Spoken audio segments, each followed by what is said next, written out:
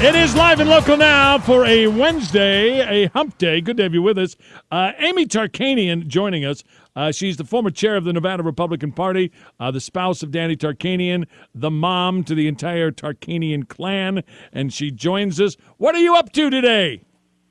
Woo, I'm exhausted listening to all the things that I do. I know, and you do them all, and you do them well. What are you up to today? Are you doing mom stuff, or are you doing campaign stuff? I'm doing both. You know, I'm really good at juggling. That's what moms are great at. I've got 4 kids. 2 of them are still in school. 2 of them are out of school. I have to go and get my hair done so that way I can look pretty for my hubby. And then I've got a bunch of campaign stuff. I want to ask you, speaking of campaign stuff, a bunch of your opponents, Scott Hammond. My husband's opponents. You know, Okay. It's so funny. People seem to think I'm the candidate. I'm not. I know. Even though I speak on behalf and I know where what he believes, what he doesn't believe. You know that we don't agree 100% on things, right? I know that. Isn't that crazy? Crazy thought. But some people think that we're like identical twins or something at the brain. Yeah, yeah. Oh, God. Okay, Scott Hammond and Michelle Mortensen have gone negative, it looks like. Michelle's been negative for a long time. Scott, I was surprised. Scott just went negative on a mailer, and he's been really kind and focused on policies and keeping things polite up until recently. So that was a big disappointment. Well, you always wonder, does that mean that they're worried? You've seen polling. You've seen external polling. Maybe you've seen some internal polling. Is the polling that we've seen publicly, is it holding up? Yep, absolutely. It's holding up. And so now what you do at the last minute, and I mean, I guess you got to remember that a campaign's a campaign, and at the end of the day, you know, you're still running against each other, and you're not just friends. Even though I would consider him to be a friend, you know, I still have to remember that he's running in a race against my husband, but I thought he was going to stay on the up and up the whole time, and instead what he decided to do was regurgitate a bunch of garbage that Senator Heller had thrown at Danny when Danny was still in the Senate office, and regurgitate some of the garbage that State Senator Michael Roberson had regurgitated in the last race. So I'm really disappointed that Scott Hammond would go that route. He didn't need to, because it's not helping him in the polls. He's still way down. Danny's ahead by a long shot. So it's disappointing that he did that.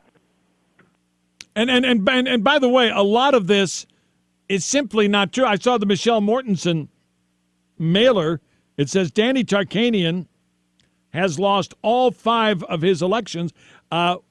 If he did, then what were we all doing out on the terrace at Born and Raised after beating Michael Roberson and being outspent like, 4-1, 5-1, whatever it was? Was that a victory, or was that something else? No, that was a huge victory. Are you kidding? Yeah, you were correct. He was outspent 4-1. Not only that, I mean, he had every establishment person possible against him. So, you know, that's something Danny's used to, unfortunately. He's used to having to take the tough hits by the opposition on both sides, the Democrats and the Republicans. And it's unfortunate. And that's something that historically for him has been the nail in his coffin, is unfortunately by our own party. By the time it's time for Danny to get into the general, our own party has done so much damage that it's hard to climb out of the hole financially. But this time we don't have that. And so for somebody like Mortensen, who this is her first rodeo. You know, she thinks she knows what she's doing just because she's got Mike Slanker. Mike Slanker knows what he's doing, but her mailers, they are misleading as well. The information she's putting out there on social media is incredibly misleading. She thinks she's doing the right thing, and she's not. She's burned so many bridges that if she decides to run for something else in the future, there's no way in heck, we'll keep it nice, that she's going to get the support that she needs from a number of folks out there. She's really made some people angry. From what you've seen of the polling, Gosh, you're in a war zone there. Excuse me. Yeah, sorry. That's all right. No, it's all right. I'm on the corner of Charleston and Rancho. It is a war zone. There's two hospitals nearby, so. You hear a lot of that stuff. Let me just ask you though, from the polling you've seen, who's the prime competition right now? Who are the ones you fear right now? Well, Susie Lee, and I'm not joking. I'm not being, I don't even know what the word is. I'm not trying to be like full of myself or full of my husband or, he is so far ahead right now that honestly both sides are focused on each other. Susie Lee, if you look at her email blast, if you look at anything on social media where she talks about her opponent, it's all about Danny. Every single piece is about Danny and the fact that the president supports Danny. And would you please donate to us today because we don't want the president's choice, Danny Tarkanian. So we are doing the same thing. We are 100% focused on Susie Lee because Danny is so far ahead of Scott Hammond, Michelle Mortensen, and Dave McCann. It's I don't want to call it a runaway because you don't want to take things for granted, but that's truly where we're at. Okay. I want to ask you about Roseanne. What she tweeted out was reprehensible, but now a lot of liberal Democrats, the same people that applaud Joy Behar and others on The View, they're now taking after the president, saying, "Well, it's the president that is inciting this kind of racist stuff." What? Can we blame this on the president, or is this Roseanne's fault? No, you can't control people. I mean, heck, if the president has that type of control on an individual, wow. I mean, that's pretty impressive, right? No, that's ridiculous. I mean, you've got so many people out there. You've got reporters on the left that are constantly, using curse words, foul language against our president. You've got entertainers constantly putting out on social media curse words against our president. No, we are not responsible. The president is not responsible for anyone's actions. No one is responsible for his actions for your own. I'm not responsible for Danny's actions. Danny's not responsible for my actions. His mom has to take, who's the mayor pro tem and sits on the city council. She has to take a lot of hard votes. And there are votes where where Danny and she disagree, and then later on he has to go in front of them as a donor and say, "Oh, I'm so sorry that my mom voted this way." And even they know, they go, "Hey, you can't control the way your mom votes or thinks. I mean, you can't control anybody else but yourself." So that's ridiculous. But it is unfortunate for what she did. We were moving in the right direction, I think, by having more conservative conversations being inserted into television. So by her doing this and not thinking it through before she pressed send, that was unfortunate. Yeah, that's one of those things that I think all of us, before we send that next tweet, should review before we push send. I mean, that just makes sense. Usually a good way to know that it's probably not okay is when you sit there and go, should I send this? Should I not send this? Should I send this? Should I not send this? Usually 9 times out of 10, that means don't send it. Delete. If you're second guessing yourself. Yeah. Delete. Don't send it. I got to ask you, because this is something that Danny will be dealing with, when he goes to Congress in January. This whole notion of North Korea, is the summit on? Is it off? Is it June 12th? Is it slightly later than June 12th? What do you make of this and the way the president has played this issue? Oh, I think he's done it brilliantly. We don't know what's going on behind the scenes. I think he's done a really good job at trying to keep us abreast of what is actually taking place.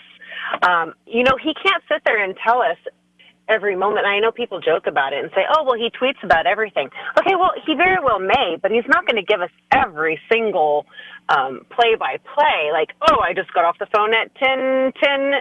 I just made an appointment at 10:12." We're not going to get that. So if the summit has to be moved from the 12th to, several months back, that's not That's not our place. It's not our spot. And if that's what it takes, is you have to push it back to get things situated, get the groundwork going, then fine. Who are we to complain? This is the first time in history, actually in the last 60 years, that we've had a U.S. president, or for anyone that matter at this status, being able to sit across a table from this dictator.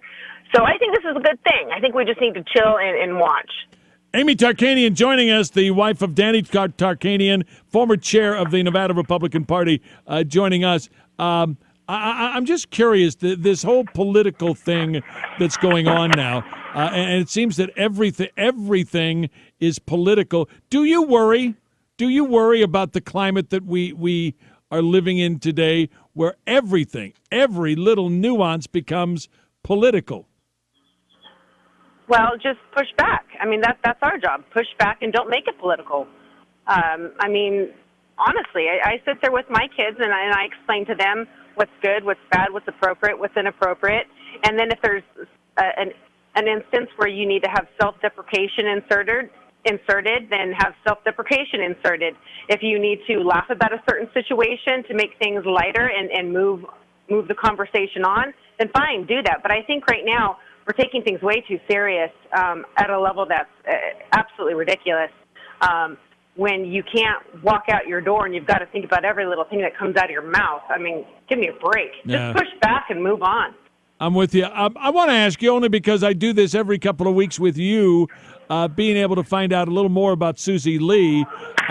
Nobody seems to know anything about Susie Lee other than she's rich and she's a philanthropist and she knows how to raise money. What do we know about her from a policy standpoint? What is it? What part of the Schumer-Pelosi agenda is she going to embrace, or is it going to be all of it? Well, it seems to me it's going to be all of it.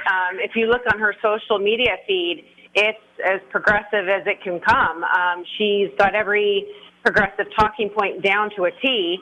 And she's definitely out there. It's different from the time when Danny ran against Jackie Rosen, who's now running for Senate. You know, they kept her hidden. Kind of like the same thing for what they're doing in Congressional District 4 with Crescent Hardy on the Republican side. You know, you see candidates that want to take the route of actually stepping out, like Stephen Horsford and Susie Lee, which, you know, I have to give credit to Susie Lee for actually wanting to campaign. Jackie did not campaign. But I think as far as where Susie Lee stands on things, it's every single progressive talking point, and it's plain and simple. It's everything opposite of Danny. There's really, I don't believe, any common ground, not that I've seen so far. So I don't know. And for those candidates out there who have decided not to campaign, I think they're doing a disservice to the constituents out there, to the voters. You know, Crescent Hardy shouldn't be hiding his head as a former congressman. He should be out there and feeling confident about his stance. And then you've got someone like Dave Gibbs, who I happen to be very close with, and I think he would do a tremendous job in Congress, you know, trying to get his message out. And then you've got Danny going out there, also getting his message out. And so, you know, I think that you should be looking at the candidates that are not afraid to speak up, speak out, and go out and shake hands with the folks. Now, I'm not saying that makes Susie Lee the best candidate, but I do give her brownie points for doing what Jackie Rosen did not. Amy, if folks want to help, even at this late date, help Danny in his campaign, where do they go? How do they volunteer? How do they give money? How do they find you guys? Yeah, well, we're definitely going to need assistance. Like I mentioned earlier, we are focused on the general election. Susie Lee is already focused on Danny very heavily. And in fact, this Saturday, we are having a Golden Knights watch party at our campaign office, and that's at 110 Palms Airport Drive, Suite 120. We're going to have food and games. It's going to be a lot of fun, and you can sign up to help us then. Your time, treasure, or talent. We need people to get on the phones, people to walk doors. We would love to have your donations. You can also do that at TARKNV.com. That's TARKNV.com. And once again, that address, this Saturday, 5 p.m., the campaign office at 110 Palms Airport Drive, Suite 120. We'd love to have you on Team Tark. And you might even be watching a win in Game 3 of the Stanley Cup Final. I know. I love it. I got on my Golden Knights gear today. I'm all pumped. I do too. Hey, Amy, we'll let you go. Thanks so much. Give our best to Danny, and we'll talk again soon. I appreciate it. Have a great day.